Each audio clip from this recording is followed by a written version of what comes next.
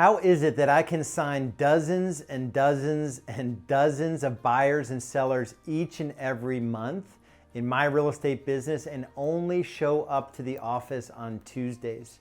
One of the most overlooked yet most powerful systems that you can deploy in your business is the use of a simple sales presentation. A buyer presentation and a listing presentation. When I was in the grind of real estate, I was viewing the business as a system of systems, and how can I put like a system in place to do the thing that I don't have a passion for.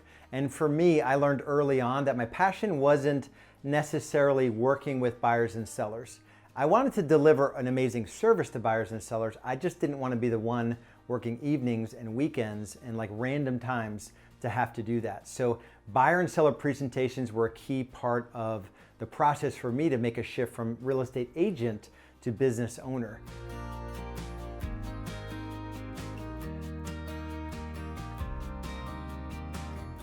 If you stick around to the end of the video, I'm going to give you a free training, 15-minute training that shows you how to predictably grow your real estate business. And if you like the video, please hit the like button, subscribe to the channel, turn on notifications, and also leave comments.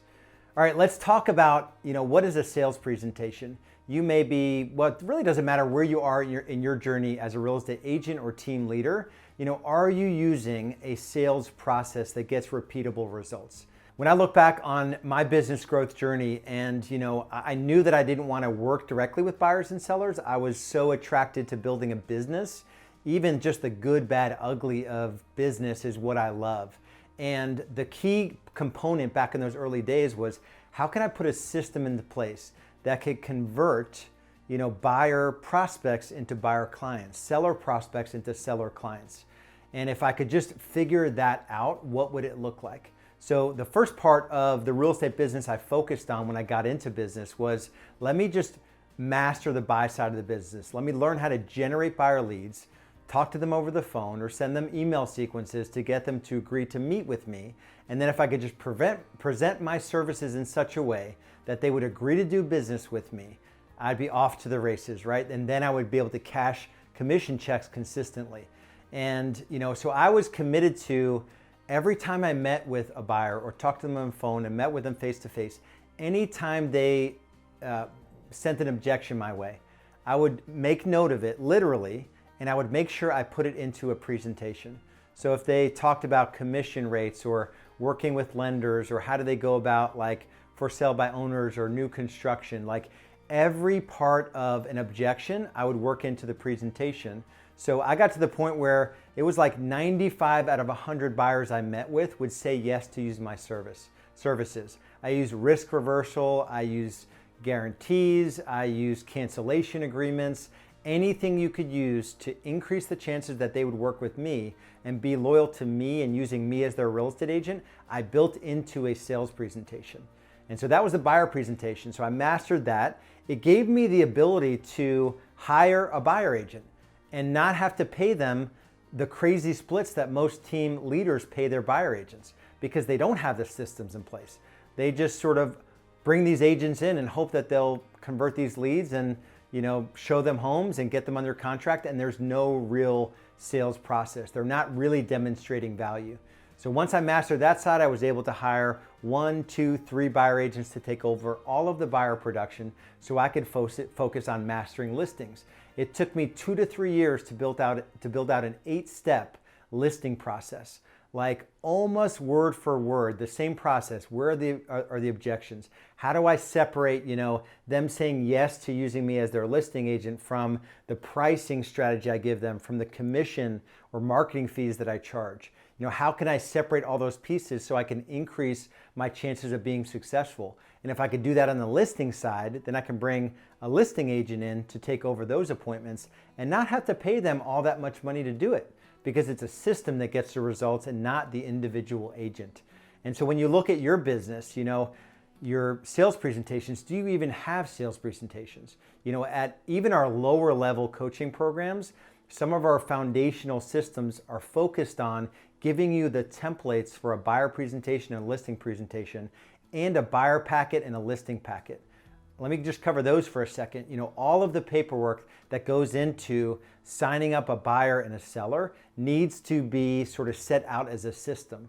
And that's the other part of the sales system that I worked on in those early days. Like, I wanted the paperwork to be done in this way, in this order, and look a certain way when it was brought back to the office. So I created the templates and the systems and the processes around that. And so when you think about your sales presentations and your buyer and listing packets, scale of 1 to 5. 1, you don't have them, you just sort of wing it on every appointment. And maybe you'll sign an agency agreement when you go to write a contract on a home. To 5, you've got these things really tight and it's super leveraged where you don't have to give away all your commission when you bring in an agent to your team. So just give yourself sort of a self-assessment where you are in that process. And then think about, like, where could you go there? You know, our industry is under siege in terms of what we're able to charge for our services. You know, I'm not going to go down the rabbit hole like many agents in terms of just discounting our fees and our services so that we can stay in business. In every industry, even as it's gone through a transformation, there are always premier providers or premium providers of services. Think of financial advisors that are still in business. Think of travel agents that are still in business. There are still travel agents that make an amazing living. They've just had to pivot how they present their services and the value they provide. I view these presentations, especially on the buyer side, where what are you going to do one day when you open up MLS and none of the listings have a co-broke listed? Like, it says buyer agent 0%. And it's on you to sit down with a buyer and show your value and tell them you charge X% or X dollars. I thought about that in the early days, and I've been competing that way. Even though our local MLS still offers a co-broke, there will be a day real soon where you have to sit down with your buyers and you have to negotiate your worth with a buyer.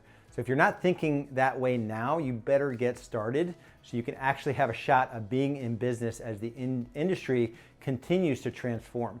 You know, I think about our COO, Stacy Peterson, who was actually our first client ever to come into Real Estate B School. The thing she struggled with most was how does she replicate herself in the sales process? And so 2 of the core systems that we worked on were the buyer sales process and the listing sales process. I was able to work with her on those 2 foundational systems to get her out of production within 6 months of her signing up with Real Estate B School. In 3 years, she tripled the size of her business. She went from working 60 to 70 hours a week to working 40 to 50 hours per week. Eventually, she came on to help me out as a coach. Eventually, she got a 7-figure valuation for her business. She was able to sell it and come in full-time to Real Estate B School. So where are you in your journey? Maybe it is like, it feels like it's too much. I don't have time to work on these systems. I put it to you this way. You know, are you passing up, you know, those things that are urgent but not important? You know, could you spend more time on the things that are not urgent but really important if you want to build a real estate business? I would challenge you to start thinking about your business as a system of systems. You know, I put together a 15-minute training exactly for this. It's called predictablerealestatesuccess.com, or click on the link below. And if you like the video, please hit the like button, subscribe to the channel, turn on notifications, and also leave comments.